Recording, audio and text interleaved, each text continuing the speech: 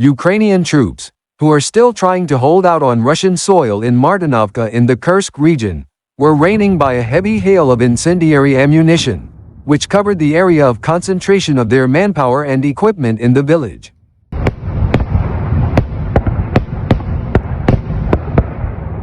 The Russian military channel released footage today, December 6, 2024, showing how a night barrage of 9 M22s incendiary ammunition, presumably fired by BM-21 Grad MLRS, is now falling on the positions of those fighting for Zelensky's officials and the Western collective.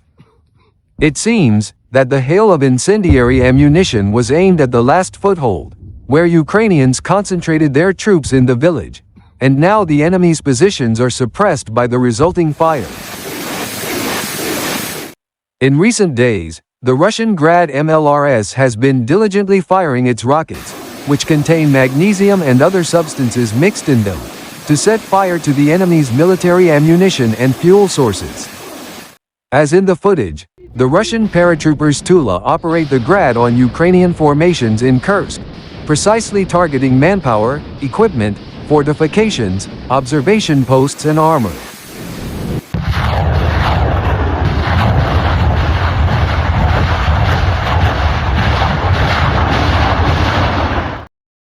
This week, much of the Ukrainian and Western equipment was destroyed by paratroopers as they approached Martynovka.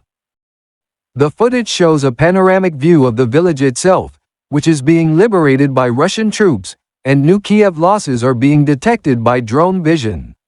2 destroyed howitzers are seen blocking the road, and a heavily damaged Canadian Rochelle Senator armored fighting vehicle, while drones search for another's by circling the village.